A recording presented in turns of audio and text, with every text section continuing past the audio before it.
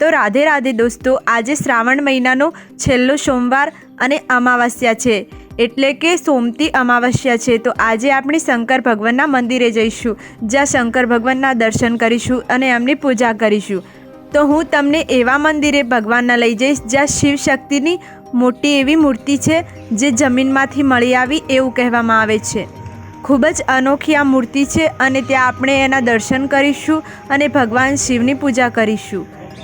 તો મિત્રો, આ મંદિર છે વાયડ ગામમાં આવેલું, જ્યાં શિવશક્તિની આ મૂર્તિ કહેવાય છે કે જમીનની અંદરથી મળી આવી હતી। એ પછી અહીંયા મંદિર બનાવવામાં આવ્યું છે। અહીંયા ભગવાનની સેવા પૂજા થાય છે અને આવડી મોટી મૂર્તિ બિરાજે છે।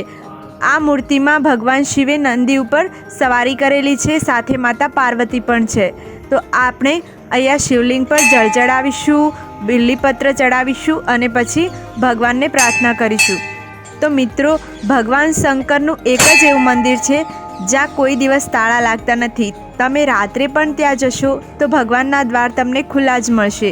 બીજા બધા મંદિરોમાં તમને લોક મળશે, તાળા મળશે, તમે અંદર નહીં જઈ શકો, પણ ભગવાન શિવના દર્શન તમે ગમે ત્યારે કરશો, ગમે ત્યારે જશો, કોઈ પણ વખતે, ગમે તેવા તો પણ તમને ભગવાન શિવના દર્શન થશે। એટલે તો તેમને દેવોના દેવ મહાદેવ કહેવાય છે, એમને ભોળાનાથ કહેવાય છે। તમે મેલા ઘેલા ગમે તેવા હો તો પણ જો તમે ભગવાનના દ્વારે જાઓ છો તો ભગવાન તમને શરણે લેશે।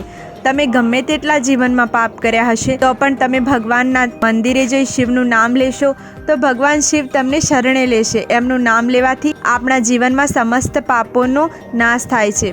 ભગવાન શિવ શક્તિના મંદિરે જઈ એમની પૂજા કરવાથી આપણામાં પોઝિટિવ એનર્જી આવે છે, જેનાથી આપણા વિચારો શુદ્ધ થાય છે। આપણને કોઈ પણ નેગેટિવ વિચાર આવતા નથી।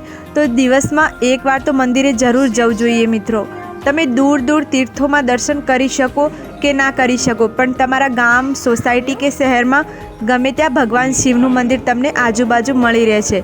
ત્યાં તમે દિવસમાં, સવારમાં કે સાંજે ગમે ત્યારે ભગવાન શિવની પૂજા કરશો, ભગવાન શિવના મંદિરે જશો તો તમારા મનને શાંતિ મળશે। તમને જ્યારે પણ મિત્રો ગુસ્સો આવે છે, તમારું મન શાંત નથી રહેતું, તમે વધારે વિચારો છો, તો તમે ભગવાન શિવના મંદિરે જાઓ। ભગવાન શિવના મંદિરે જવાથી તમારું મન એકદમ શાંત રહેશે। તો આજે આપણે ભગવાન શિવ શક્તિના દર્શન કર્યા। તો મળશું આવા જ કોઈ નેક્સ્ટ વિડીયોમાં। ત્યાં સુધી જય શિવ શંભુ।